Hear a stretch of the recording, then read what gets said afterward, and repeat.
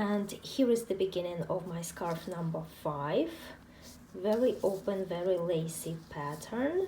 I will put it in the description box below, the link to the pattern, to the tutorial. And the hook size that I'm working with is 5.5 millimeters. So far I really like the way it looks, and that's what I'm going to focus on today, crocheting this lacy scarf. Here is the progress on my scarf. The pattern itself looks quite lovely, but I have the same problem as I had with scarf number 2. This scarf stretches vertically a lot, and right now the width is at about 7.5 inches. I think it would look better if it is a little bit wider. So again, just the way I did with scarf number 2, I'm going to undo the scarf and make it wider, but luckily it's not as much as I had to frog in my scarf number 2. No big deal, I'm gonna start all over. I accepted long time ago that unraveling or frogging is inevitable part of a crocheter's life, and it's not so bad for me. I did quite a lot of frogging and unraveling in my childhood and teenage years, not only because I was learning to crochet, but also I remember during the 90s back in Ukraine during my teenage years, the yarns were so limited, and one year I would make myself a sweater, wear it for one season, one winter season, and then the next year I would unravel that sweater and use the same yarn to make another one.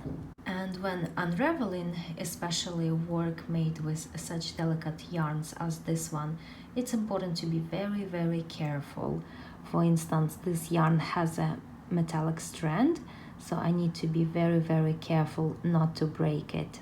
With this scarf, it takes more patience to unravel it rather than crocheting it.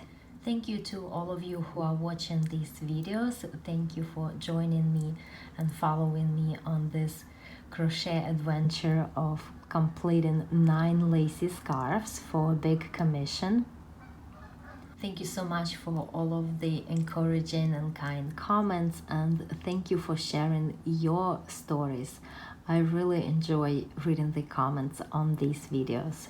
In my previous videos, I was sharing the story, my crochet story, how in 2010 I started my crochet blog, and that was my era of crochet doilies. Then in 2014, I opened an Etsy shop where I was selling my crochet patterns, which were mostly patterns for baby hats and baby blankets. And then finally in 2019, I uploaded my first YouTube video, and it was a tutorial for lacy scarf. Then I uploaded several more videos, and these were different kinds of crochet projects, but I did have 2 more lacy scarf tutorials. And then a few months later, in the analytics of my channel, I noticed that the lacy scarf tutorial videos are doing the best. And I thought, okay, so if those videos are performing so well, perhaps I should make more lacy scarf tutorials. And that's how my era of lacy scarves started. I really think it was because of the lacy scarf tutorials that my channel grew. And this channel has been such a blessing to me.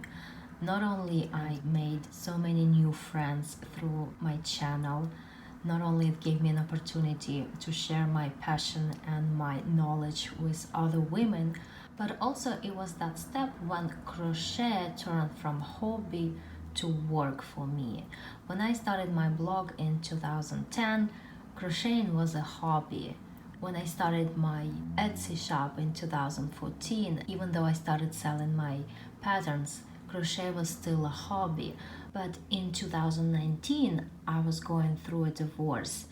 And before that, during my marriage, I have been a stay-at-home mom for over a decade. But then I was faced with this challenge of getting back into the workforce and finding a way to provide for myself and my 2 children. And it was my YouTube channel that made it possible to turn my crochet from hobby to work. I'm really grateful to YouTube that they give independent creators this opportunity to earn income from their work. And of course, I'm very grateful to all of you for watching my videos, for making crochet items from my tutorials, for purchasing my patterns, and for supporting me in so many ways. Thank you. So here I reworked the part that I unraveled, and the scarf definitely looks better being slightly wider.